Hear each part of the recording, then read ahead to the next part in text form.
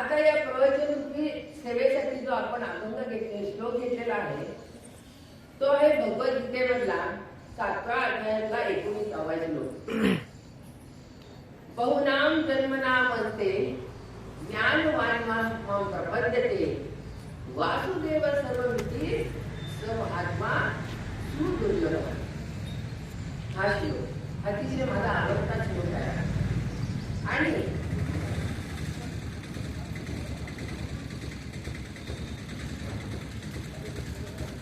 गीतेमधला उत्कृष्ट श्लोक आहे.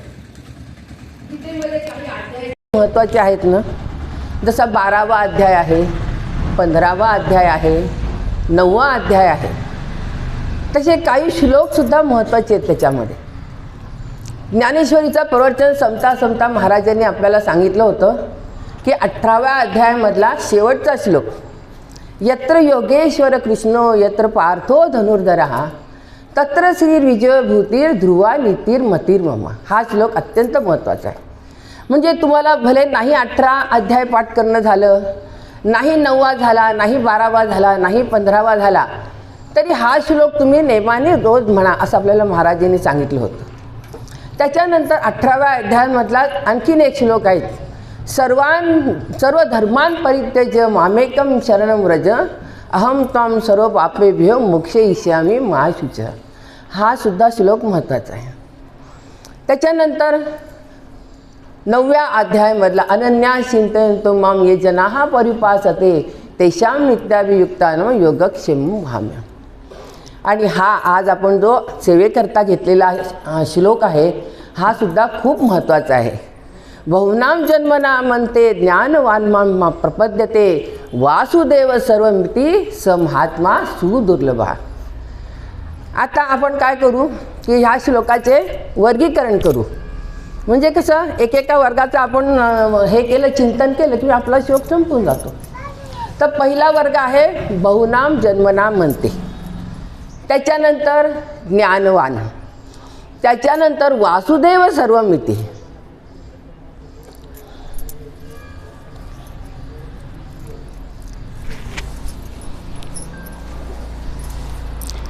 आणि त्याच्यानंतर येतो माम प्रपद्यते, आणि शेवटचा 5वा भाग येतो स महात्मा सुदुर्लभ. आता आपण एकेका भागाचं चिंतन करूया आणि आपल्याला जी काही वेळ दिलेली आहे त्या वेळेमध्ये पूर्ण करायचा प्रयत्न करूया. तर बघा, पहिला आहे बहुनाम जन्मनाम म्हणते, म्हणजे अनेक जन्मांच्या शेवटी किंवा अनेक जन्मांच्या अंती असा त्याचा अर्थ होतो. खरं तर हा मानव देह पहिला आणि शेवटचा देह आहे बरं का. पहिल्यांदा जेव्हा मानव देह मिळतो तेव्हा त्या देहामध्ये हा माणूस काय करतो, पाप करतो, पुण्य करतो, पाप करतो, पुण्य करतो, आणि मग ते भोगण्यासाठी त्याला मध्ये 84 लक्ष योनींमध्ये फिरावं लागतं. आणि मग हे पाप पुण्य समान झालं की मग त्याला पुन्हा मानव देह येतो. आता इतक्या योनी फिरल्यानंतर सुद्धा दुसरा जेव्हा मानव देह येतो तेव्हा तरी यांनी शहाणं व्हावं ना, पण नाही, पुन्हा तेच, पुन्हाच आसक्ती, पुन्हा विषयासक्ती, पुन्हा विकार, याच्यामध्ये तो अडकून पुन्हा त्याला तेच 84 लक्ष योनीमध्ये फिरावं लागतं. आणि मग अशा रीतीने कितीतरी मानव जन्म येतात आणि कितीदा तरी या 84 लक्ष योनीमध्ये त्याला फिरावं लागतं. म्हणजे मग पहिला झाला, त्याच्यानंतर 84 लक्ष, त्याच्यानंतर पुन्हा मानव देह, पुन्हा हे असं हे चक्र चालूच राहतं. आणि मग पाप पुण्य होतं. पण काही जीवात्म जे आहेत की त्या ह्याच्यामध्ये पुण्य करतात, जास्तीचं पुण्याचा साठा करत मग त्यांना असा जन्म संत कुळामध्ये येतो. तर पुण्य करायचं म्हणजे काय की जे कर्म करतो ना तो, आता 4 प्रकारचे कर्म आहेत बघा, नित्य, नैमित्तिक, काम्य आणि निषिद्ध. तर हा जो जीवात्मा आहे तो काम्य कर्म करतच नाही, निषिद्ध करत नाही, आणि नित्य नैमित्तिक जे कर्म करतो ते सुद्धा तो भगवंताला अर्पण करूनच करतो. आणि त्याच्यामुळे त्याच्याकडे काय होतं, पुण्याचा साठा होत राहतो. आणि असा पुण्याचा साठा तो एका जन्मामध्ये नाही बरं का, अनेक जन्मामध्ये तो करत राहतो. आणि मग त्याला नंतर हा जो मानव जन्म येतो तो अशा संत कुळामध्ये येतो की त्याच्यामध्ये त्याला मुक्तीचं साधन प्राप्त होतं. आता ह्याच्यासाठी आपण उदाहरणच घ्यायचं म्हटलं ना तर एकनाथ महाराजांचं घेऊया. एकनाथ महाराजांचं घराणं संत घराणंच होतं. त्यांचे पणजोबा संत भानुदास महाराज, आणि त्यांचा केवढा अधिकार होता की ही विठ्ठलाला ज्यांनी कर्नाटकामध्ये घेऊन गेले ना तर त्या कर्नाटकातून त्यांनी पुन्हा पंढरपूरला आणण्याचं श्रेय त्यांना दिलं जातं संत भानुदास महाराजांना. तर हे इतके ते संत होते चांगले.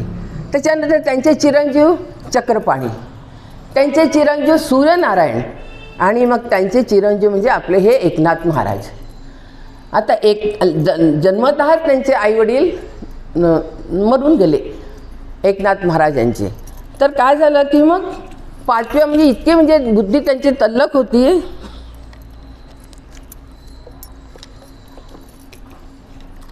की लहान असतानाच आजी आजोबांनी त्यांचा सांभाळ केला. त्यांना असंच आता आपण जसं मुलांना शिकवतो ना रामरक्षा म्हणा किंवा गीता म्हणा, असं काही श्लोक त्यांना शिकवायचे तर ताबडतोब आत्मसात करायचे. आणि मग त्यांची ही बुद्धी पाहून त्यांनी काय केलं, आजी आजोबांनी 5व्या वर्षी त्यांची मुंज केली. पण एकनाथ महाराजांना सारखी सद्गुरू दर्शनाची तळमळ लागली होती. म्हणजे 5व्या वर्षी बघा, 5व्या वर्षाच्या मुलाला काहीतरी समजतं का? पण ह्यांच्या कसा पुण्याचा साठा होता एकनाथ महाराजांचा, आणि त्यांना सारखी ते सद्गुरू दर्शनाची तळमळ लागून राहिली. मग पैठणमध्ये सगळ्यांना त्यांनी विचारायचं, मला सद्गुरू कुठे भेटतील, माझे सद्गुरू कुठे असतील, कसे असतील, आणि सारखी तीच एकच विचार त्यांच्या डोक्यामध्ये. आणि जेव्हा त्यांना जनार्दन स्वामींच्या विषयी कळलं तेव्हा मला वाटतं 7-8 म्हणजे 10 वर्षाच्या आतलंच त्यांचं वय असेल, आणि ते त्या वयामध्ये पैठणहून दौलताबादला पायी आले. कारण त्यावेळेला असं आतासारखी वाहनं नव्हती, 4 व्हीलर नव्हतं किंवा स्कूटर नाही किंवा बस नाही, असे काहीच वाहनं नसायची. जंगलातून प्रवास करावा लागायचा. म्हणजे त्या वयामध्ये काही भीती नाही, आपल्याला जेवायला मिळेल की नाही ह्याची चिंता नाही.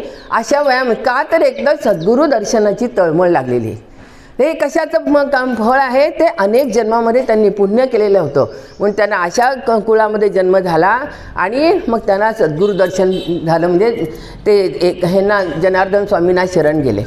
आणि त्याच्यानंतर त्यांनी गुरूंची सेवा कशी केली, त्यांच्याजवळ त्यांचं वास्तव्य कसं झालं, हे सगळं आपल्याला चरित्र सांगायचं नाही. फक्त एवढंच सांगायचं आहे की अनेक जन्मांच्या पुण्यामुळे त्यांना ह्या घराण्यात जन्म झाला आणि त्यांचा मग उद्धार झाला. त्याच्यानंतर आपण तुकाराम महाराजांचं जरी बघितलं तर त्यांच्या घराण्यामध्ये पांडुरंगाची भक्ती होती. आता ही तुकाराम महाराजांची म्हणतात की 11वी पिढी म्हणे. म्हणजे त्या इतक्या पिढ्या त्यांनी पांडुरंगाची सेवा केली होती, पांडुरंगाची भक्ती केली होती. आणि त्याच्यामुळेच तुकाराम महाराजांच्या त्यांजवळसुद्धा पुण्याचा संचय असल्यामुळे अनेक जन्माचा, त्याच्यामुळे त्यांचा जन्मसुद्धा अशा घराण्यामध्ये झाला.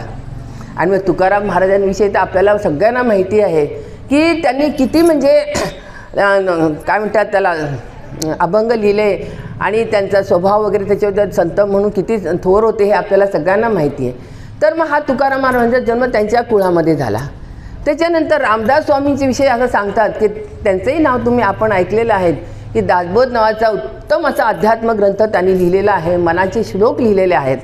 तर हे रामदास स्वामी लहान असतानाच म्हणजे 5-6 वर्षाचे असतानाच मंदिरामध्ये जाऊन बसायचे आणि मग खूप तासनतास बसायचे ध्यान लावून. मुलं बसतात का सांगा बरं, एका जागी घरात बसा म्हटलं तर बसत नाहीत, नुसतं खेळायचंच एक नाद असतो त्यांना. पण हे रामदास स्वामी मंदिरात जाऊन बसायचे. मग लोकांनी विचारलं काय करतोस रे रामदास? तर म्हणायचे चिंता करतो विश्वाची. आता त्या 5व्या-7व्या वर्षी कोणी आपण इतके मोठे झालो तरी विश्वाची चिंता करत नाहीत. त्या 5व्या-7व्या वर्षी यांनी चिंता करायची म्हणजे काहीतरी अद्भुतच आहे की नाही त्यांच्या बाबतीत. पण हे अद्भुत कशामुळे घडलं तर त्यांनी अनेक जन्मामध्ये त्यांनी पुण्य केलेला होता, त्यांचा पुण्याचा साठा होता, म्हणून हे असं त्यांचं लक्ष अशा गोष्टीकडे लागतं. म्हणून तर तुकाराम महाराज म्हणतात की मागा बहुता जन्मी ह्याची करिता आलो आम्ही. आणि पुन्हा काय म्हणतात त्याला, बहुत सुकृताची जोडी म्हणून विठ्ठली आवडी. आपल्याजवळ काही सुकृत असेल तरच आपल्याला विठ्ठलाविषयी प्रेम उत्पन्न होतं, नाहीतर सगळ्यांना नाही जमत. किती लोक जगामध्ये आहेत पण सगळे थोडं काही सत्संग करतात किंवा प्रवचनाला येतात किंवा सगळे नाही आहेत. ज्यांना आवड आहे आणि जर पुण्य संचयाचा साठा आहे तेच लोक येऊ शकतात इथे. तर मग आता ह्यांच्याविषयी आपण ऐकलेलं असतं, त्यांचं कधी आपण चरित्र वाचतो किंवा कथा कीर्तनातून आपण ह्यांचं चरित्र आपल्याला करतो की यांनी असे हे संत आहेत म्हणून. पण आपल्या डोळ्यासमोर प्रत्यक्ष आपल्या डोळे उदाहरण असलेलं म्हणजे आपल्या महाराजांचं आहे. आता आपल्या महाराजांचा जन्मसुद्धा बघा भक्तराज महाराजांच्या घराण्यात झाला. भक्तराज महाराज हे सुद्धा उत्तम असे संत होते आणि त्यांच्या घराण्यात जन्म झाला यांचा आणि यांचे सगळे बंधू यांचा. आणि त्याच्यामुळे काय झालं की सगळं त्यांना वातावरण अनुकूल असं वातावरण मिळालं की ज्या घरामध्ये परमार्थाशिवाय अध्यात्माविषयी दुसरं बोलणंच व्हायचं नाही. घरामध्ये गीता वाचली जायची, घरामध्ये ज्ञानेश्वरीचं वाचन व्हायचं, विष्णू सहस्त्रनाम व्हायचं आणि हेच वातावरण, हे संस्कार त्यांच्यावर घडत गेले. वारीला जायचं वडिलांबरोबरती आणि वडील स्वतः संत असल्यामुळे इतर संतांचा सुद्धा त्यांना सहवास लाभला. आणि त्याचा परिणाम काय झाला आपण महाराजांच्या तोंडूनच ऐकलेला आहे की वयाच्या 17व्या वर्षापासून आपले महाराज कीर्तन करू लागले आणि तेही उत्तम. आता नुसतंच कीर्तन नाही हो, कीर्तन आहे, त्याच्यामध्ये प्रवचन आहे आणि रामकथा आहे आणि भागवतसुद्धा उत्तम सांगतात. मग हा कशाचा परिणाम आहे की त्यांनी पूर्वजन्मामध्ये खूप काही, एका जन्माचं नाही, खूप जन्मामध्ये त्यांनी खूप पुण्य केलेलं आहे आणि त्याच्यामुळे त्यांचा जन्म अशा या घराण्यामध्ये झाला. आता त्यांनी जी रामकथा सांगायची त्याचं प्रशस्तीपत्रकसुद्धा त्यांच्या गुरु महाराजांनी दिलेलं आहे. म्हणजे मुकुंद महाराज जाडदेवळकर महाराज त्यांचे सद्गुरू आहेत. तर त्यांनी सांगितलं की अशी रसाळ आणि गोड कथा आम्ही आता, रामकथा आम्ही कधीच ऐकली नाही म्हणून. तर हे काय झालं, हा कशाचा परिणाम आहे तर हे पूर्वजन्मामध्ये त्यांची काहीतरी काय बहुत सुकृताची जोडी म्हणून विठ्ठली आवडी. म्हणजे ही आवड निर्माण कशामुळे झाली त्यांच्या की, आणि त्यांचा जन्मसुद्धा अशा कुळात झाला की ज्या कुळामध्ये भगवंताची आवड आहे आणि अध्यात्मावर प्रेम आहे. त्या बाकीचे सुद्धा त्यांचे बंधू ह्याच मार्गाला लागलेले आहेत पण आपापल्या परीने ते परमार्थ करतात. त्याच्यानंतर ह्यांच्या घरामध्ये सुद्धा आपल्या ज्ञानेश्वराचा जन्म झाला आणि भक्तीचा जन्म झाला. आता या ज्ञानेश्वरला भक्तीला आम्ही अगदी लहान असलेलं पण पाहिलेलं आहे. कधी आम्हाला असं म्हणजे भक्ती तर गाण्यामध्ये सरसच होती म्हणा, पण कधी असं वाटलं नाही की हा ज्ञानेश्वर पुढे जाऊन कीर्तन करेल किंवा ही भक्तीसुद्धा कीर्तन करेल असं आपल्याला वाटलं होतं का सांगा बरं? कधीच नाही वाटलं. पण त्यांचं ते अंतरंग चालू होतं, ते दिसून नाही आलं. त्याच्यासाठी वेळ यावी लागते. म्हणून तुकाराम महाराज म्हणतात येथे न चले तातडी प्राप्त वेळ घडी आले विण. म्हणजे वेळ यावी लागते कुठल्याही गोष्टीला. आणि 2-3 वर्षापूर्वी मग ती वेळ आली आणि ज्ञानेश्वरांनी जे मारुतीच्या मंदिरामध्ये पहिल्यांदा कीर्तन केलं त्याच्यानंतर त्याचा प्रवास आता जोरदार रीतीने चालूच आहे, त्याचे कीर्तनं चालूच आहेत. आणि भक्तीने सुद्धा कुणी असं म्हणणार, तिने जेव्हा पहिलं कीर्तन केलं तुम्ही असं म्हणणार नाही की हे पहिलं कीर्तन आहे म्हणून. किती अनुभवी असं कीर्तन तिने केलं. तर हे कशाचं आहे की त्यांचं सुद्धा पूर्वपुण्य आहे. पूर्वी अनेक जन्मामध्ये त्यांनी पुण्य केलेलं असतं म्हणून त्यांना अशा घरामध्ये जन्म मिळतो. तर अशा घरात म्हणजे ज्या घरामध्ये एक परमार्थाशिवाय दुसरा विषयच नाही, एक तर गीता वाचन करायचं, नाही तर ज्ञानेश्वरी वाचन करायचं, नाहीतर मग आपले हे नाटाचे अभंग आहेत, सगळं हेच वातावरण. आणि त्याचा संस्कार त्या मुलांवर झाला आणि आज ते उत्तम रीतीने कीर्तन करू लागलेत. त्यांच्या बरोबरीने आता आपले हे श्रीकांत हे सुद्धा उत्तम कीर्तन करतात. असं महाराजांकडनं ऐकलं की श्रीकांतचे वडीलसुद्धा कीर्तन करायला तयार होत होते. त्यांच्या मातोश्रीसुद्धा गीता म्हणायच्या रोजच्या. म्हणजे मुलांवर हे कसे संस्कार होतात आणि त्यांचं पूर्वपुण्य असतं म्हणून त्यांना अशा घरात जन्म मिळतो. आता हा प्रवाह इथेच थांबला नाही बरं का, तो आपल्या नाथ आणि रुद्रपर्यंतही आला. आता नाथाविषयी काही बोलायचं म्हणजे आपल्याजवळ तर शब्दच नाहीत बाबा, तुम्ही काही म्हणा. वयाच्या 7व्या-8व्या वर्षी त्यांनी संपूर्ण गीता पाठ केली. म्हणजे आपल्याला आता आम्ही किती वर्षापासून गीता पाठ करतोय, मागचं पाठ केलं की पुढचं पाठ करायला की मागचं विसरतं, असं काहीतरी होतं. 18 अध्याय त्याच्यासारखे तर आम्ही पाठ केलेच नाही. आणि असं घोकमपट्टी नाही बरं का, सहज महाराजांनी तो कोरोना काय आला आणि त्याचं निमित्त होऊन यांनी त्यांना श्लोक सांगायचा आणि त्यांनी ताबडतोब पाठ करायचा. बरं नुसतेच 18 अध्याय नाही तर ते एकनाथी भागवतामधल्या ओव्या आहेत, ज्ञानेश्वरींतल्या ओव्या. आता आपण पारायणाला बसलो होतो का पहिल्या दिवशी, तर त्यांनी जवळजवळ कितीतरी 100, 200 का 300 ओव्या त्याची ज्ञानेश्वरी बंदच होती आणि तो पाठ म्हणूनच म्हणत होता. तर हे काय आहे, त्याचं पूर्ण जन्माचं पुण्य आहे की अशा घरात त्याला जन्म. कारण आजी आजोबा त्यातलेच, आई वडील त्यातलेच, बाकीचे काका वगैरे जे आहेत ते त्याच वातावरणातले. त्याच्यामुळे सगळं त्याला अनुकूल वातावरण मिळत गेलं. आता हे आपणच कौतुक करत नाही बरं का, नाथाचं कौतुक आपले राष्ट्रसंत गोविंदगिरीजी महाराज यांनी सुद्धा केलेलं आहे. त्यांनी त्याला मांडीवर घेतलं आणि महाराजांना म्हणाले की हे काही एका जन्माचं नाही आहे म्हणून, अनेक जन्मांची पुण्याई त्याच्या पाठीमागे आहे आणि त्याच्यामुळे त्याच्याकडून इतकं सगळं होत गेलेलं आहे. तर हे एक आपल्याला आपल्या डोळ्यासमोर प्रत्यक्ष हे उदाहरण आहे. नाथाचं म्हणा, आपल्या भक्तीचं म्हणा, बरं झालं वेळेवर आलीच ते. तर म्हणजे पूर्वपुण्याई आहे, त्याच्याशिवाय हे सगळं काही मिळत नाही. आणि हे सगळं मिळणं, चांगल्या घराण्यात जन्म, संत वाङ्मय घराण्यामध्ये जन्म मिळणं हे पूर्वपुण्याईचं काम आहे. तर आता हे जे आहे पूर्वपुण्याई किंवा भूत सुसुप्ताची जोडी, हे काही हे इथपर्यंतच मर्यादित आहे का हो? म्हणजे कीर्तन केलं, प्रवचन केलं, गीता पाठ केली, एवढ्यापर्यंतच मर्यादित नाही. आता हे पडद्यासमोरचं दृश्य आहे. पडद्यामागे जे आहे ते समोर दिसत नाही, पण त्यांचं कार्य दिसत राहतं. आता बघा, पारायण सुरू झालेलं आहे, 5 वाजल्यात इथे सगळीकडे उत्तम रीतीने सडा घातला जातो. आम्ही आयते येऊन बसतो खुर्च्यांवरती, पण यायच्या वेळेला किती प्रसन्न वातावरण असतं. उत्तम रांगोळ्या काढलेल्या जातात आणि सगळे बिछाने स्वच्छ झाडून वगैरे स्वच्छ केलेलं असतं. खुर्च्या एका रांगेत टाकलेल्या जातात. मग हे कुणीतरी करत असेल ना, केल्याशिवाय हे होतं का? नाही होत. तर ही सुद्धा सेवा आहे. आणि ही सेवा ती कशी करतात की पांडुरंगाविषयी त्यांना आवड आहे आणि हे त्यांच्या पूर्वजन्माची पुण्याई आहे, त्याच्यामुळे त्यांच्याकडून हे कार्य घडतं. तर हे जे आहे, आणि आता आपल्या विठ्ठल रखुमाईचे कपडे घालणं वगैरे, त्यांना उत्तम रीतीने गंध लावणं वगैरे, ही सुद्धा सेवाच आहे. तर हे काय आहे? बहुनाम जन्मनाम म्हणते. अनेक जन्मामध्ये त्यांनी पुण्य केलेलं आहे, म्हणून त्यांना हे असं सगळे करण्याची इच्छा होती, सगळे करण्याची आवड त्यांच्याकडे निर्माण होती.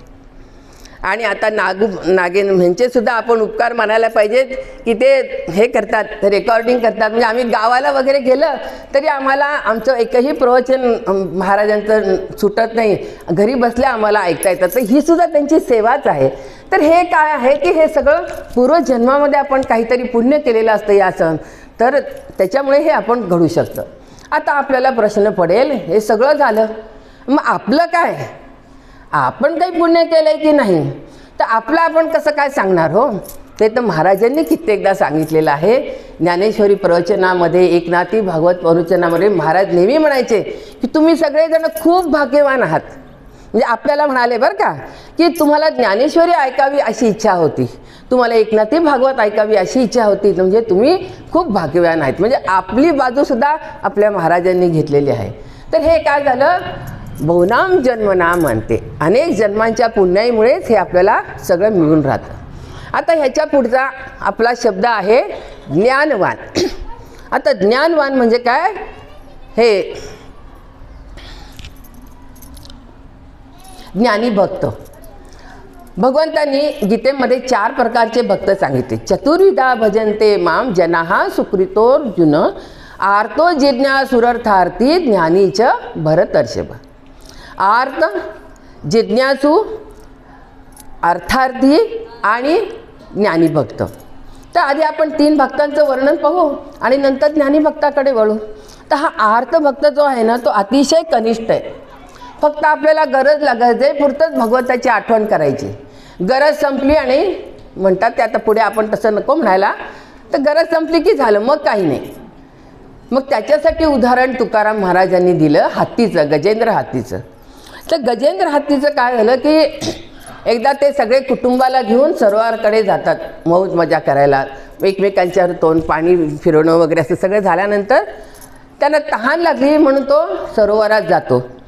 आणि मग तिथे तो मगरीने त्याचा पाय धरला आणि पाय धरल्यानंतर ती काही त्याचा पाय सोडत नाही. आधी गजेंद्रांनी स्वतः खूप प्रयत्न केला आपला पाय सोडून घेण्याचा, पण ती काही पाय सोडेना.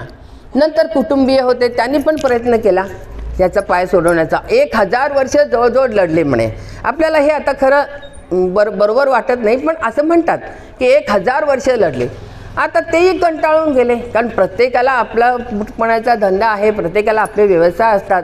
त्याच्यामुळे एक एक करून सगळे कुटुंबीय त्याचे निघून गेले. आणि मग काय झालं, हा एकटाच राहिला. अरे बापरे, आता आपल्याला कुणीच नाही म्हणल्यानंतर मग त्याला भगवंताची आठवण आली की अरे देवा, मला ह्यातून तू सोडव. तर भगवंत तर तयारच असतात भक्तांच्या मदतीसाठी. तर म्हणतात इतकी गडबड त्यांना झाली की ते हत्तीसुद्धा त्यांनी तिथे पूर्ण उच्चारला नाही. त्या लक्ष्मी मातेजवळ उचलला आणि तीही उच्चारायची हत्ती त्या गजराजाजवळ आली आणि मग त्यांनी गजेंद्राची सुटका केली, त्यांचा उद्धार केला आणि त्या मगरीचा सुद्धा त्यांनी उद्धार केला. आता हा भक्त आहे खरा, पण तो आर्त भक्त आहे. आता हा जिज्ञासू जो दुसरा आहे ना, तो शब्द पांडित्य असलेला, म्हणजे ब्रह्मज्ञानाच्या नुसत्या गोष्टी करतो आणि त्याची इच्छा असते की आपण प्रवचन करावं, कीर्तन करावं, लोकांनी आपल्याला व्हावा म्हणावं, आपली कीर्ती व्हावी, आपला सन्मान व्हावं, याच्यासाठी तो प्रयत्न करत असतो. हे तोही खरा भक्त नाही. आणि तिसरा आहे तो अर्थार्थी. अर्थार्थी भक्त कसा आहे की आपण काहीतरी केलं की देवाने आपल्याला काहीतरी द्यावं. आता हे सत्यनारायण म्हणा किंवा नवस वगैरे जे करतात ना, हे कशासाठी करतात तर आपल्याला काहीतरी प्राप्त व्हावं. आता हे पंढरीची वारीसुद्धा करतात ना लोक, वारकरी नाही म्हणत ना, लोक करतात. तर त्यांचा पण हेतू असतो की मला मुलगा नाही, मुलगा होऊ दे, मी अमुक तितक्या वाऱ्या करीन, माझा धंदा चांगला जाऊ दे, मी अमुक इतक्या वाऱ्या करीन, असं म्हणजे वारीला सुद्धा त्यांनी असं भगवंताकडून काहीतरी मागून घेतलेलं असतं. तर हे झाले 3 प्रकारचे भक्त. तर हे भक्त खरे भक्त नाही, त्याला गोचिड भक्त म्हणतात. म्हणजे काय की गोचिडा आवडे म्हैस परी तिसींना आवडे गोचिड. त्या गोचिडाला काय, त्या म्हशीला काही ते गोचिड आवडत नसतं. म्हणजे ह्यांना देव आवडतात पण देवाला काही हे भक्त आवडत नाहीत. मग काय होतं की ह्याच्यासाठी भगवंतानी उदाहरण दिलेलं आहे की हे नुसतेच गोचिडाचं की गाईच्या कासेला गोचिड असतं आणि तिथेच जवळ दूध असतं, पण हे गोचिड काय करतं, नुसतं रक्त पितं आणि दूध अजिबात पित नाही. तसंच कमळाचं उदाहरण दिलेलं की पाण्यामध्ये कमळ असतं आणि त्याच्याखाली चिखल असतो आणि त्या चिखला काय बेडूक असतं. ते बेडूक काय करतात, कमळामधला मकरंद सेवन करत नाही, ते चिखलच चघळत राहतं. तसा हा जो आहे दुसरा तो जिज्ञासू, तो नुसतंच ब्रह्मज्ञानाच्या गप्पा मारतो, पण त्याला भगवंताविषयी आवड नाही, भगवंताविषयी भाव नाही, प्रेम नाही, भक्ती नाही, काहीही त्याला नसते. आणि हा तिसरा तो अर्थार्थी, तो मागूनच करतो. हे असे 3 भक्त झाले. पण हा जो ज्ञानी भक्त ज्याचं या श्लोकामध्ये भगवंतांनी वर्णन केलेलं आहे, हा ज्ञानी भक्त मात्र ह्याच्या 3 भक्तापासून खूप निराळा आहे. म्हणजे त्याला भगवंताकडून काहीशी अपेक्षा नसते किंवा त्याला असं वाटत नाही की लोकांनी आपल्याला मान द्यावा, लोकांनी आपला सन्मान करावा, असंही त्याला कधी वाटत नाही. हे आपण त्या अमानित्वामध्ये बघितलं की कुठल्याही मानाची तो अपेक्षा धरत नाही आणि त्याला फक्त आणि फक्त भगवंताची प्राप्ती करून घ्यायची असते. म्हणून मग भगवान म्हणतात की हा ज्ञानी भक्त म्हणजे माझा आत्माच आहे. ज्ञानी उदारा सर्व एवैते ज्ञानी तो आत्मैव मे मतम आस्तितसहि युक्तात्मा मामेवान उत्तमाम गती. म्हणजे हा ज्ञानी भक्त, मग तो कसा भक्त आहे तर त्यांनी सुद्धा खूप पुण्य वगैरे केलेलं आहे बरं का. घसा फार कोरडा पडायला लागला आज सर्दीने.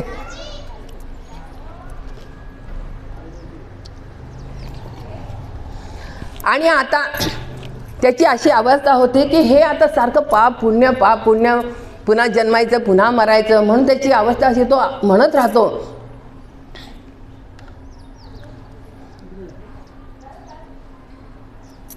की बाबा आता ह्याच्यातनं मला सुटायचं आहे.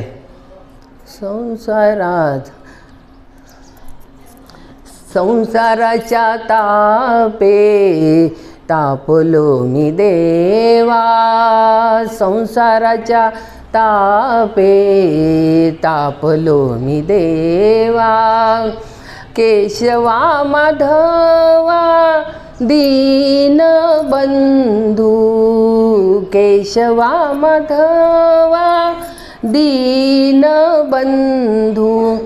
मग तो जो हा संसार शब्द आहे ना, या शब्दाचं वर्णन काल अनुसयाताईंनी चांगल्या उत्तम रीतीने केलं, खूप वर्णन केलं की संसार हा कशा ठिकाणी वापरला जातो.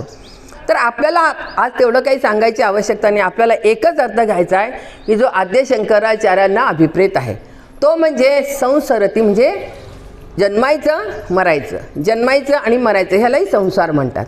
तर आता हा ज्ञानी भक्त म्हणतो की मला ह्याचा फार कंटाळा आला, कारण दुःख तर 2 महत्त्वाचेच दुःख आहेत. बाकी आयुष्यातले संसारातले दुःख माणूस सहन करतो, त्याला माहिती असतं की हे दुःख गेल्यानंतर सुख येणार आहे.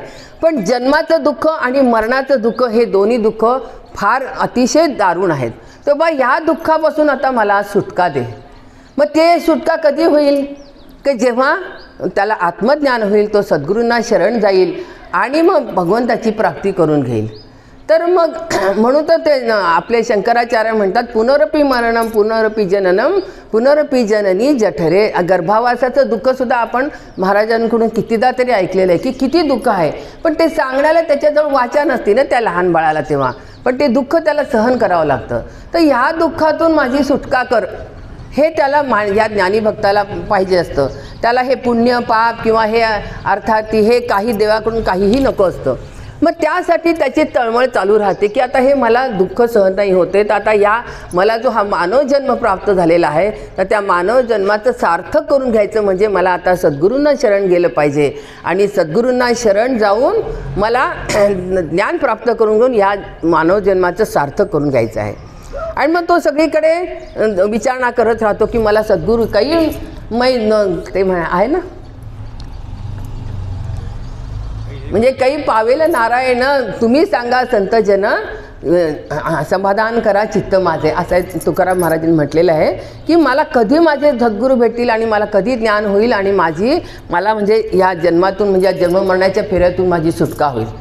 आणि मग त्याच्या या अशा प्रयत्नांना जेव्हा फळ येतं तेव्हा त्याला सद्गुरू भेटतात. जसं आता एकनाथ महाराजांना सद्गुरू भेटण्याची तळमळ सगळ्यांना, ज्यांनी जे ज्ञानी भक्त आहेत ना सगळ्यांना तळमळ लागती. तर मग तो सद्गुरूंना शरण जातो.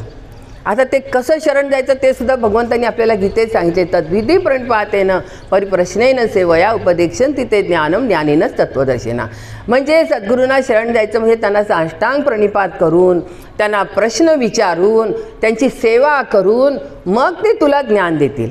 मग हा ज्ञानी भक्त सगळं करतो, त्यांना शरण जातो, त्यांची सेवा करतो आणि मग ते त्याला ज्ञान देतात.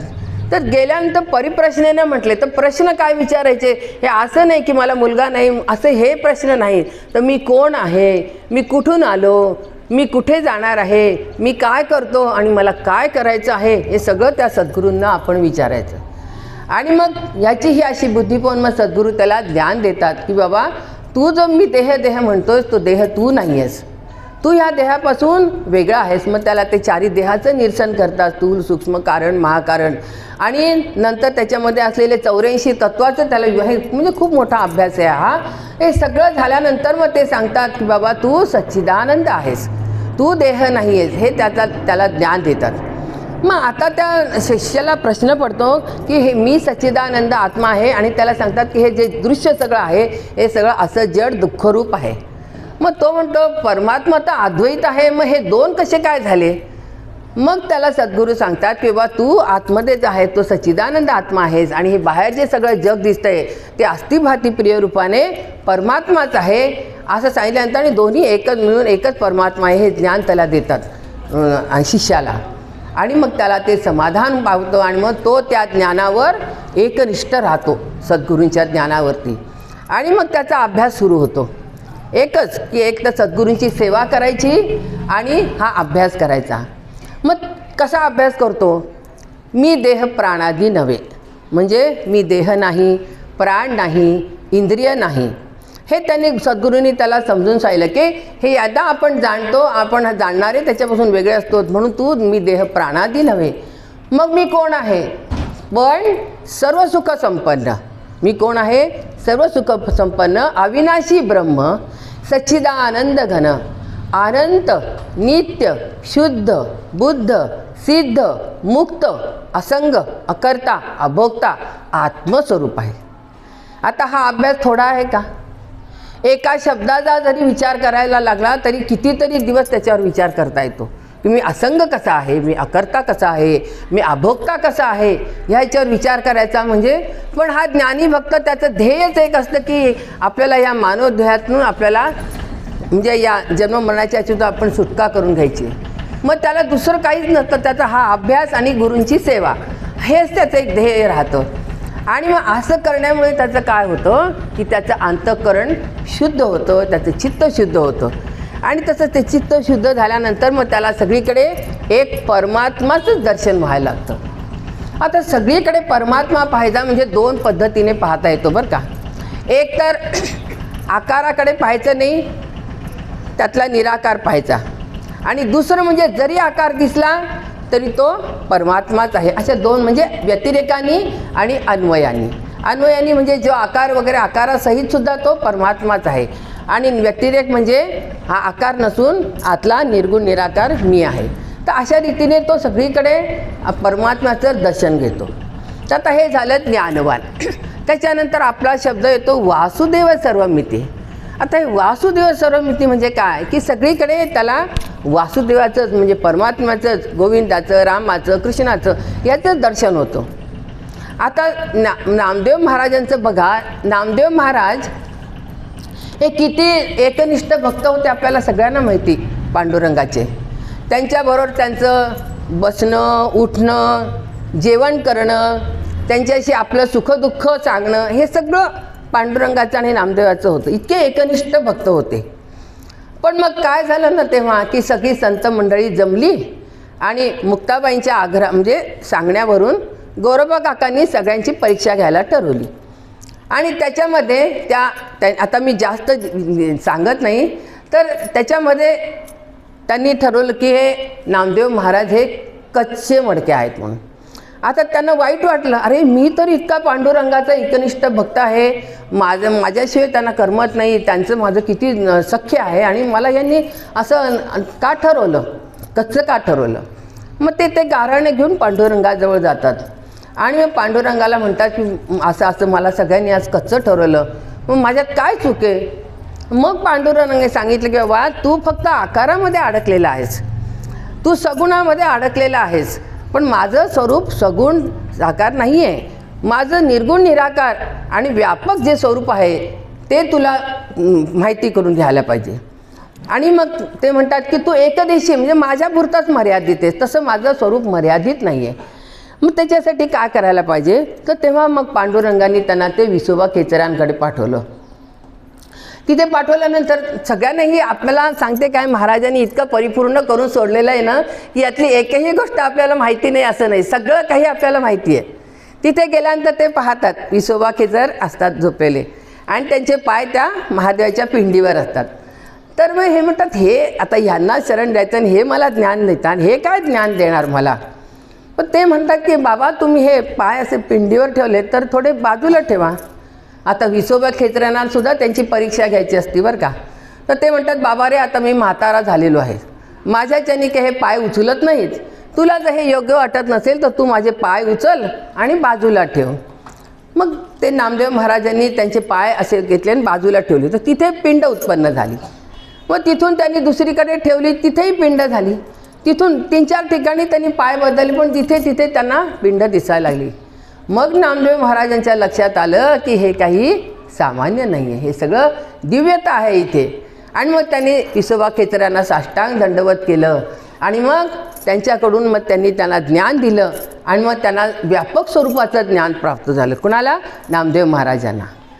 आता वासुदेव सर्वमिती म्हणजे त्यांनी मग नंतर प्रसंग असा घडला की त्यांच्या ताटलीतली भाकरी जेव्हा तो कुत्रा घेऊन जातो तेव्हा त्या कुत्र्याच्या मागे ते तुपाची वाटी घेऊन जातात. का तर बाबा तू नुसती कोरडी भाकरी खाऊ नको, तूप लावून खा. म्हणजे त्या कुत्र्यामध्ये सुद्धा त्यांना वासुदेवाचं दर्शन झालं. हा कशाचा परिणाम झाला की त्यांना व्यापक स्वरूप कळलं की जिथे तिथे परमात्मा आहे. आता आपल्याला भक्त प्रल्हादाचं सुद्धा पाहता येतं बघा. भक्त प्रल्हादाला तर हे ज्ञान गर्भावस्थेमध्ये असतानाच झालं. कयाधू जेव्हा म्हणजे प्रल्हाद जेव्हा कयाधू मातेच्या पोटात होते तेव्हा महर्षी नारदांनी त्यांना ज्ञान दिलं आणि ते इतकं पक्कं ज्ञान झालं की अगदी लहान वयामध्ये 4-5 वर्षाचंच वय असेल तेव्हापासून त्यांना सगळीकडे ते नारायणच दिसायचे. कुठेही पाहिजे ते माझा नारायण नारायण नारायण हे एकच त्यांचा ध्यास होता. आणि त्याचे वडील हिरण्यकशिपू मात्र अगदी त्या शत्रू एकमेक त्या नारायणाचे. आता हा मुलगा आपला असं नारायण नारायण करतो, चलो जाऊ दे याला शाळेतच टाकूया, म्हणजे आपली काही आसुरी विद्या आहे तो ते शिकेल म्हणून ते त्याला शाळेत टाकतात. पण हे काय करतात, प्रल्हाद शाळेत गेल्यानंतर सुद्धा गुरुजींचं लक्ष नसताना सगळ्या मित्रांना गोळा करतात आणि भजन म्हणतात. श्रीमन्नारायण नारायण हरी हरी, श्रीमन्नारायण नारायण हरी हरी असं ते भजन म्हणत राहतात. ते मुलांना काय जे लावून घेते त्यांच्याकडे लागतात ते. आणि मग कधीतरी वडिलांनी विचारायचं बाबा तू शाळेत जातोस तू काय शिकतोस, तर काही नाही नारायण नारायण नारायण म्हणतो, माझ्या मित्रांनाही नारायण. मग ते त्या शिक्षकाला म्हणतात, हे शिकवता का तुम्ही? आता ते शिक्षकांना पुन्हा पंचायत पडते की अरेच्या आपल्या नोकरीवर गंडलांतर येतं की काय की, मग ते पुन्हा शिकवायला लागतात. पण हे प्रल्हादांनी कधी नारायणाचा ध्यास सोडला नाही. मग हे असं काय झालं की त्यांना ते सगळीकडे नारायणाचंच रूप दिसायचं. मग आता हिरण्यकशिपूला खूप राग यायला की हे काही बरोबर नाही. तर मग त्यांनी त्याला शिक्षा करायला सुरुवात केली. कधी त्याला डोंगराच्या कड्यावरनं खाली टाकायचं. पण तेव्हासुद्धा प्रल्हाद कधी घाबरले नाहीत, कारण त्यांच्या मनात एकच भाव होता की माझा नारायणच सगळीकडे आहे. मी जिथून फेकला जाणार आहे तिथे तो नारायण आहे, जे मला फेकणार आहे त्यांच्यामध्ये पण नारायण आहे, आणि मी जिथे खाली पडणार आहे तिथेही नारायणच आहे. माझा नारायण तर मला झेलणारच आहे, असा हा त्यांचा भाव असल्यामुळे जरी वरून कड्यावरून खाली फेकलं तरी प्रल्हादाला काही झालं नाही. तसंच अग्नीमध्ये ती परीक्षा, अग्निदेव आहे तिथेही नारायण आहे, सगळीकडे नारायण आहे. विष प्यायला दिलं तरी पण त्यांचा भाव हाच होता की हे विषसुद्धा नारायण स्वरूप आहे. म्हणजे ह्याचं काय आहे की वासुदेव सर्वमिती, सगळीकडे हा माझा नारायण आहे, सगळीकडे हा माझा वासुदेव आहे. आणि मग शेवटी म्हणून तर हा दृढ निश्चय असल्यामुळे शेवटी हिरण्यकशिपूने जेव्हा विचारला, तू इतकं नारायण नारायण म्हणतोस, मग या खांबामध्ये सुद्धा नारायण आहे का? तर त्यांनी सांगितलं, हो माझा नारायण तर सगळीकडेच आहे, या खांबामध्ये सुद्धा आहे. आणि मग ते हिरण्यकशिपूने जोरात लाथ जेव्हा मारली तेव्हा मग त्यातून नरसिंह भगवंताचा अवतार प्रगट झाला. तर हे काय भाव आहे की सगळीकडे माझा वासुदेवच भरलेला आहे. आता मीराबाईंना सुद्धा विषाचा प्याला दिला बरं का, पण मीराबाईचं सुद्धा सगळीकडे कृष्णच दिसायचा तिला. आता कृष्ण असो, राम असो किंवा आपले हे नारायण असो, सगळीकडे हे वासुदेवच आहे, सगळीकडे परमात्मा भरलेला. तर मग मीरा प्याली विषाचा प्याला, तिच्यासाठी तो अमृत झाला. जिवेवरतीच्या हा भाव होता, श्रीराम जय राम जय जय राम, श्रीराम जय राम जय जय. तर या भावाने जेव्हा तिने ते विष घेतलं तेव्हा ते तिच्यासाठी काय झालं, अमृत झालं. तर हे आहे वासुदेव सर्वमिती.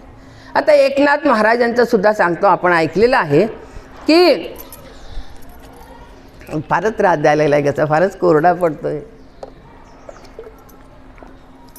तर काशीहून गंगा आणली आणि ती रामेश्वरला न्यायची. उन्हाळ्याचे दिवस, वाळवंटातून प्रवास, बरोबर संत मंडळी ओळखीचे वगैरे सगळे होते. आणि मग नाथ महाराजांनी पाहिलं की कडक ऊन आहे, खाली वाळू तापलेली आहे आणि अशामध्ये एक गाढव तहानलेला आहे. आता सगळी मंडळी ते काशीचे गंगा घेऊन चालले की, पण नाथ महाराजांना काही राहवलं नाही. त्यांनी त्या गाढवाला ते पाणी पाजलं, कुठून? काशीहून आणलेलं पाणी. खरं तर ते रामेश्वरला न्यायचे होते, म्हणजे मग ती यात्रा पूर्ण होती असं म्हणतात. आणि मग ते गाढवाला, तर बरोबरची मंडळी म्हणायला लागलात, नाथ महाराज तुम्ही हे काय केलं? आपण किती प्रयत्नाने ती गंगा आणली आणि आपल्याला ती रामेश्वरला न्यायची होती आणि तुम्ही ती गंगा त्या गाढवाला पाजली. मग नाथ महाराजांनी काय उत्तर द्यावं? महाराज म्हणाले की मला ह्याच्यामध्येच माझ्या रामेश्वराचं दर्शन झालं म्हणाले. म्हणजे हे काय आहे की सगळीकडे त्यांना वासुदेवच दिसतो. आता आपल्या माऊलींचं सुद्धा रेड्यामध्ये त्यांना परमात्मा दिसला म्हणून तर त्याच्याकडून वेद वधून घेतले की नाही त्यांनी. नाही तर कोणी रेडा असं म्हणेल का वेद वगैरे काहीच नाही, पण त्यांचा भाव तसा होता आणि अंतरात तो एकच भाव होता की वासुदेव सर्वमिती. तर हे झालं आपलं वासुदेव सर्वमिती. आता हे तर प्राण्यांमध्ये झालं, काही विषयात झालं. पण सावतामाळी यांना पंढरपूरला जाणं व्हायचं नाही आणि मनात तर सारखं त्यांचं दर्शन घ्यायची इच्छा. तर त्यांनी आपल्या मळ्यामध्ये जे काही भाजीपाला उगवायचा त्यालाच त्यांनी परमात्मा म्हणून काय म्हणतात, ते कांदा मुळा भाजी अवघी विठाई माझी. त्यांना त्या कांदा मुळा आणि ह्याच्यामध्ये त्यांना विठाईचं स्वरूप दिसलं. मग हे काय आहे? वासुदेव सर्वमिती. आता हे आपलं झालं वासुदेव सर्वमिती, म्हणजे आपले 3 भाग झाले. आता माम प्रपद्यते. मग भगवान काय म्हणतात की हे जे ज्ञानी भक्त आहेत, ज्यांना सगळीकडे परमात्मा दिसतो, ते शेवटी मलाच येऊन मिळतात, मलाच प्राप्त होतात, असं हे म्हणतात, भगवान म्हणतात. तर आता बरोबर आहे ना. हो, त्यांना दुसरी काही मलाच येऊन मिळतात म्हणजे त्यांना दुसरी इच्छाच नाही ना काही. त्यांना सगळीकडे एक परमात्मा दिसतो, त्यांना काही कुठली भौतिक काही प्राप्त करायचंच नसतं. परमात्म्याचं स्वरूप असल्यानंतर मग ते परमात्म्यामध्येच मिळणार ना. म्हणून मग ते सांगितले की माम प्रपद्यते. आणि शेवटचं आहे स महात्मा सुदुर्लभा. आता ह्याच्यामध्ये त्यांनी सांगितलं की असे महात्मा दुस्साध्य आहेत, दुष्प्राप्य आहेत, म्हणजे हे असे सहसा मिळत नाहीत. आता आपण पाहिलं का असं कुणाला तरी की असे सगळे केलेले वगैरे म्हणजे गाढवाला पाणी पाजवले एखादाच असतो. म्हणून तर गीतेमध्ये भगवंतांनी म्हणाल मनुष्याणाम सहस्रेषु कश्चित देते सिद्धये यततामपि सिद्धानाम कश्चिन माम व्यक्ती तत्वतः. म्हणजे तत्वरूपाने जाणणारे भक्त हाताच्या बोटावर मोजण्यासारखे. आता त्यावेळेला ते हजारा संख्या असेल, आता लाखात आहे, करोडोमध्ये आहे. तर मग आता पुन्हा नामदेव महाराजांचंच आपण उदाहरण घेऊया. बघा ते परिसा भागवताचं. परिसा भागवत आणि नामदेव हे असे शेजारीच राहायचे. तर यांची परिस्थिती सामान्य होती नामदेव महाराजांची, कारण कुटुंब मोठं होतं आणि तेवढा पैसा वगैरे नसता. कधी काही असायचं, कधी भाजी असायची, कधी काही नसायचं, असं चालवायची. तर ती जी तिची मैत्रीण होती परिसा भागवताची बायको, ती तिला म्हणाली की अगं तू असं काय कधी काय करते, कधी काय करते, कधी सगळा स्वयंपाक कर ना चांगला. तर ती म्हणते बाई आमच्याकडे एवढे पैसे नाहीत, काही नाही, सगळं धान्य वगैरे आणायला आमचं आपलं एवढ्यात भागतं. मग ही काय करते की त्यांच्याकडे एक परीस असतो, तो लोखंडाला लावलं की त्याचं सोनं होतं. मग तुला हा मी परीस देते, तू काय कर, तुझ्या घरचं काही लोखंडाचं सामान असेल तर त्याला तू ते लाव, सोनं कर, त्याचे पैसे घे आणि मग तू घरात स्वयंपाक वगैरे कर. आता मैत्रिणी झालेला हा संवाद तिने ते घेतलं, बायकाने घेतात. घेतल्यानंतर त्याची मग ती सगळं ते सोनं बिनं करती, ती विकती, त्याचे पैसे करून आणती. संध्याकाळी नामदेव महाराज घरी आले तर काय चांगला स्वयंपाकाचा वास यायला. त्यांना वाटलं रोज भाजी भाकरी खाणारे आज असा काय वेगळा वास यायला. पाहिलं तर सगळं काय करून ठेवलेलं असतं तिने. मग हे कुठून आणलं, कसं केलं म्हणलं तर त्यांनी सांगितलं की मला त्या मैत्रिणीने तो परीस दिला आणि त्याचं मी सोनं केलं. तर ते नामदेव महाराज यातले होते का सांगा बरं? अजिबात नाही. ते म्हणाले तो परीस आण आणि तो परीस त्यांनी त्या ह्याच्यामध्ये टाकून दिला, पाण्यामध्ये, नदीमध्ये. आता हिला तो वापस करायचा होता ना. आणि ती मैत्रीण म्हणाली का ह्या दोघींमध्ये झालेला व्यवहार होता तो. मग ती म्हणाली की तू मला तो दे, नाही तर माझा नवरा खूप रागवेल म्हणाली. आता ही कुठून आणणार? आणि नामदेव महाराजांनी तो पाण्यात टाकल्यानंतर तिच्याकडे तो परीसच नव्हता. आता काय करायची, पंचायतच झाली ना. मग शेवटी तिने ती गोष्ट त्या परिसा भागवताच्या कानावर गेली आणि मग तो नामदेवांकडे आले आणि म्हणाले की माझा परीस मला देऊन टाका, नाहीतर म्हणजे भांडण झालं. मग नामदेव म्हणाले तुला परीस पाहिजे ना, चल. मग ते दोघं मिळून ते नदी किनारी जातात आणि त्यातून अशी ओंजळभर नामदेव महाराज काढतात पाणी आणि त्याच्यामध्ये बहुत त्याचा जसा परीस होता तसे 10-12 ते दगड काढले परिसाचे आणि त्याला सांगितलं तुझा कोणता आहे तो घे. त्यांनी घेतला. आता बघा आज सोन्याचा भाव किती आहे आणि समजा आता आपल्यासारखं कोणी असलं असतं तर ते चला आले तर आपणही घरी जाऊन आपणही आपला संसार थाटू असं केलं असतं. पण असं नामदेव महाराज नव्हते. कशाचा मोह नाही, कशाचा लोभ नाही. मग असे महात्मा महात्मा सुदुर्लभा. हे खरं आहे की नाही सांगा बरं, की कुठल्याच्या आशा नाही. आता माऊलींना सुद्धा सांगा लोकांनी किती छळलं. संन्याशाची मुलं म्हणून त्यांना छळायचं. त्यांना गोदावरीचं पाणी प्यायला सुद्धा त्यांनी दिलं नाही. ते खापर फोडून टाकलं. दिसले की दरवाजा बंद करायचे आणि मिळालेली समजा त्यांना ती हे असेल भिक्षा वगैरे असेल तर ती त्या वाळूमध्ये मिसळून टाकायची की त्यांना ते वेचूनसुद्धा घेऊन. इतकं छळल्यानंतर सुद्धा जेव्हा पसायदान मागण्याची वेळ आली तेव्हा त्यांनी कुणासाठी मागितले? या सगळ्या लोकांसाठीच पसायदान मागितलं, स्वतःसाठी काहीही मागितलं नाही. मग असे महात्मा सुदुर्लभा, महात्मा सुदुर्लभा. त्याच्यानंतर तुकाराम महाराजांच्या सुद्धा आयुष्यात आपण पाहिलं तो मंबाजी किती त्यांना त्रास देत होता. अहो काटेरी झाडांनी लाकडाने त्यांना मारलं. तरी पण दुसऱ्या दिवशी जेव्हा मंबाजी कीर्तनाला आले नाही तेव्हा त्यांना वाटलं अरे चा हे का नाही आले, म्हणून तो विणा त्यांनी दुसऱ्यांच्या हातात दिला आणि म्हणाले की मी त्या मंबाजीला पाहून येतो म्हणून. तर ते सहकारी म्हणाले अहो काल त्यांनी तुम्हाला इतकं त्या ह्याच्याने मारलं आणि तुम्ही आज त्याची चौकशी करायला जाताय. पण ह्यांना काय की सगळीकडे परमात्मा आहे, त्याच्यातही परमात्मा पाहून त्यांचं वागणं कसं होतं, समहात्मा सुदुर्लभा. असे महात्मा आहेत का आता भांडण झाले तर एकमेकांचे तोंड पाहत नाहीत आपण कोणाचे. नको बाबा त्यांच्याशी बोलणं नको, काही नको.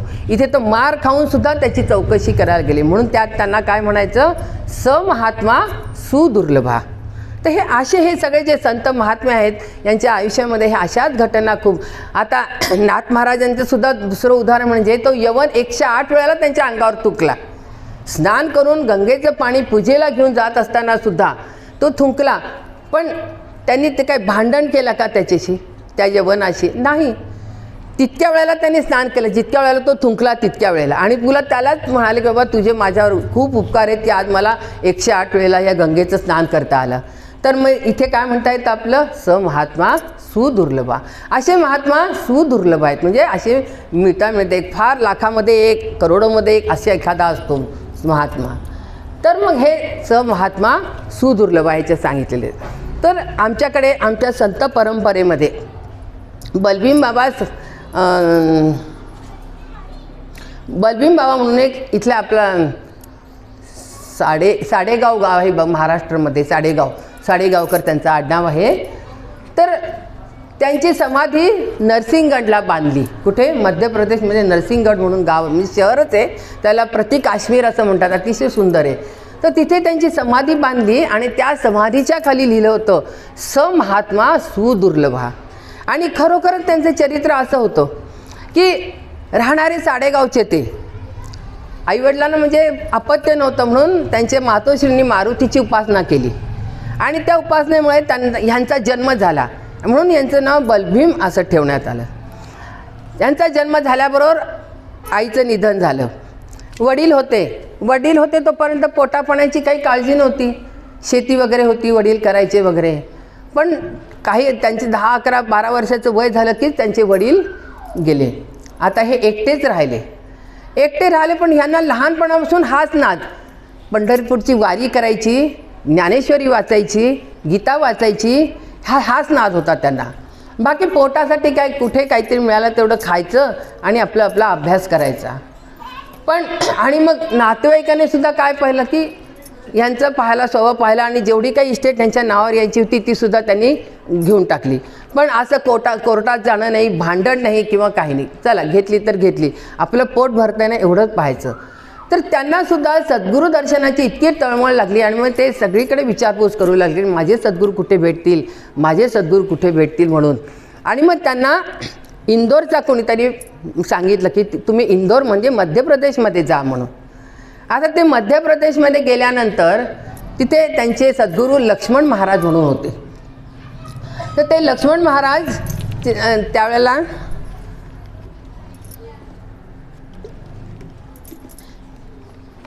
आपल्याकडे कसं ज्ञानेश्वरीचं महाराज प्रवचन सांगतात ना, तसं ते योग वासिष्ठ ह्या ग्रंथावर त्यांचं प्रवचन चालू होतं. तर हे ते प्रवचन ऐकायला गेले.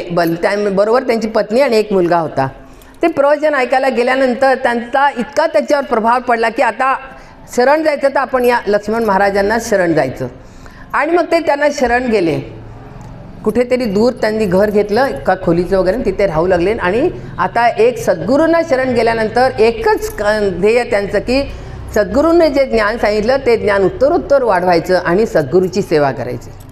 तर असं सांगतात की दिवसभर तिथेच राहायचं लक्ष्मण महाराजांजवळ. त्यांची रात्रीत पाय दाबून द्यायचे, त्यांचं काय औषध पाणी असेल त्यांना द्यायचं, त्यांचं जेवणाचं बघायचं आणि ते झोपल्यानंतर आपल्या घरी जायचं.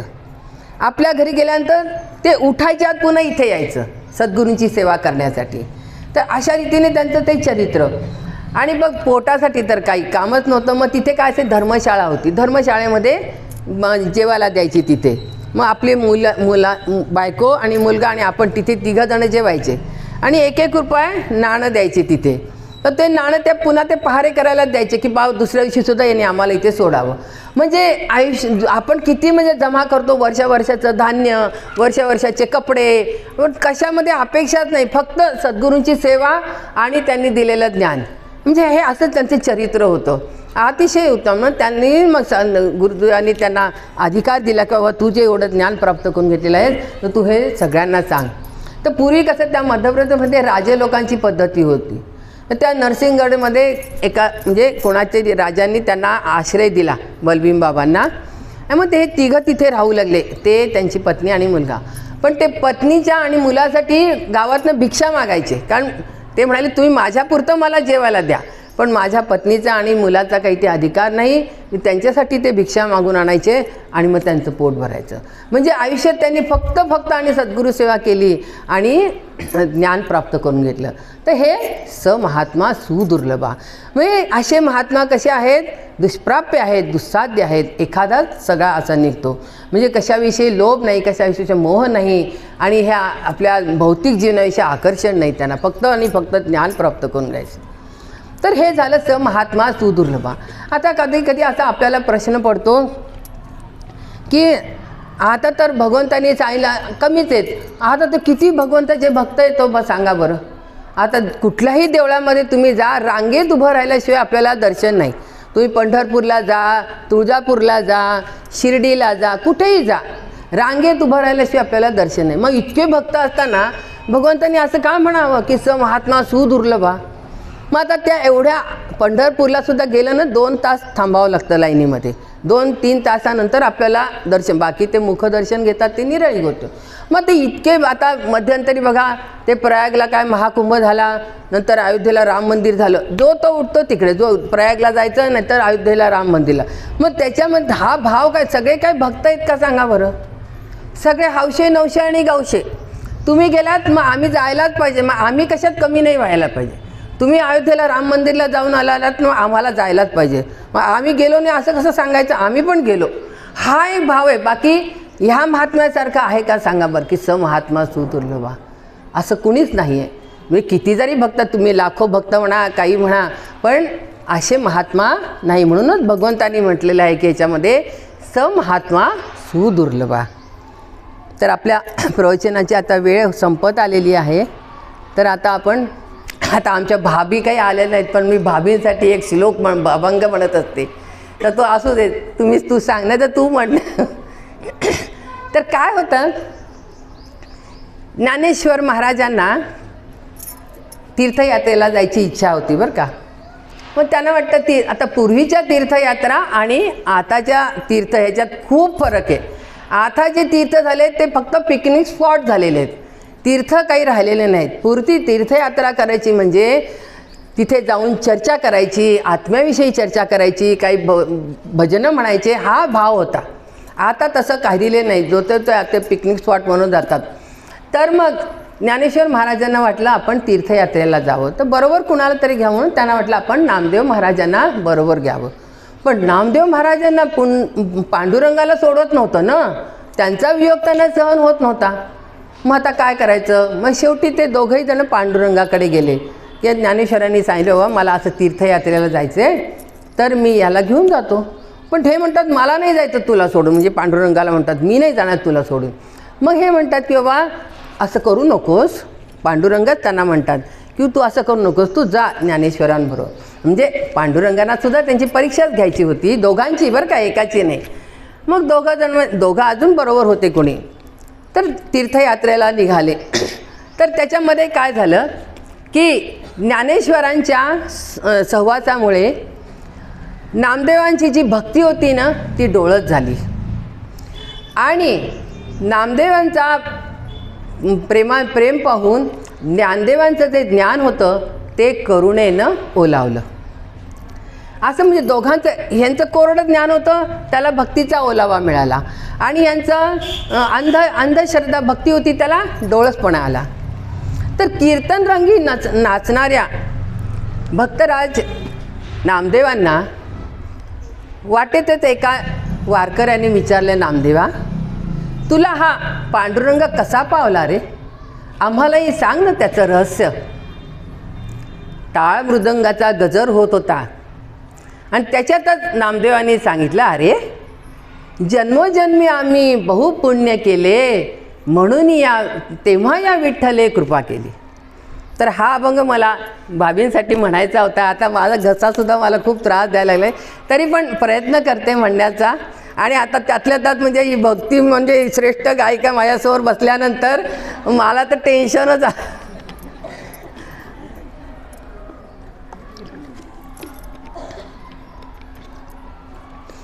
जन्मोजन्मी आम्ही बहुपुण्य केले, जन्मोजन्मी आम्ही बहु पुण्य केले तेव्हा या विठ्ठले कृपा केली, तेव्हा या विठ्ठले कृपा केली.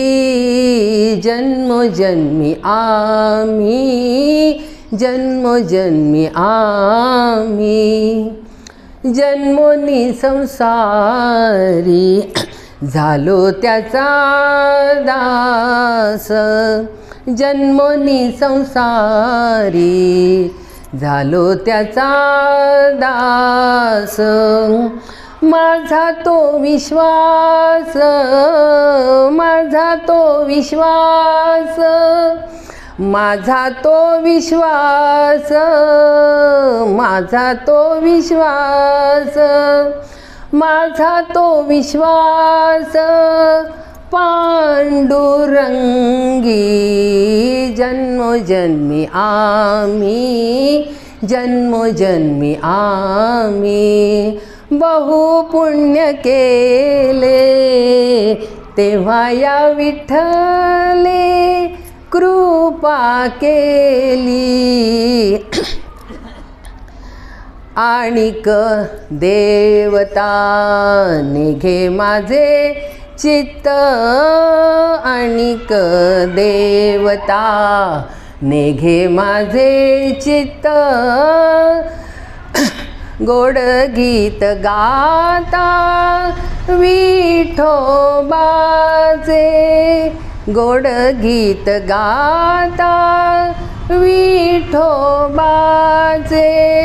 विठोबाचे. जन्मोजन्मी आम्ही, जन्मोजन्मी आम्ही बहु पुण्य केले तेव्हा या विठ्ठले कृपा केली. जन्मोजन्मी आम्ही, जन्मोजन्मी आम्ही.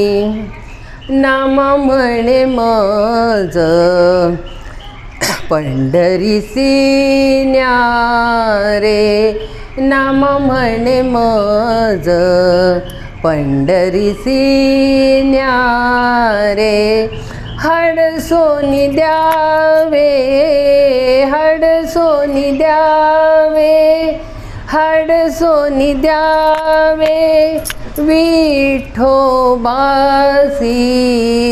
जन्मोजन्मी आम्ही, जन्मोजन्मी आम्ही बहु पुण्य केले तेव्हा या विठ्ठले कृपा केली, तेव्हा या विठ्ठले कृपा केली.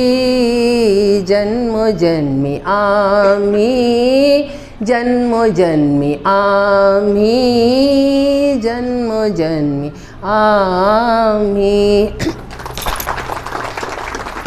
माझ्या सांगण्यामध्ये कुणाचा एकेरी उल्लेख झाला असेल किंवा कुणाचं मन दुखवलं गेलं असेल तर मी सगळ्यांची क्षमा मागते आणि आता माझ्या वाणीला विराम देते. अच्युतं केशवं राम नारायणं कृष्ण दामोदरं वासुदेवं श्रीधरं माधवं गोपिका वल्लभं जानकी नायकं रामचंद्रं. हरे राम राम राम हरे हरे, हरे कृष्ण कृष्ण कृष्ण हरे हरे. राम राम राम हरे हरे, हरे कृष्ण कृष्ण कृष्ण हरे हरे. सद्गुरुनाथ महाराज की जय. परम पूज्य भगवान बाबा की जय. परम पूज्य भीमसिंह महाराज की जय. परम पूज्य भक्तराज महाराज की जय. सद्गुरुनाथ महाराज की जय.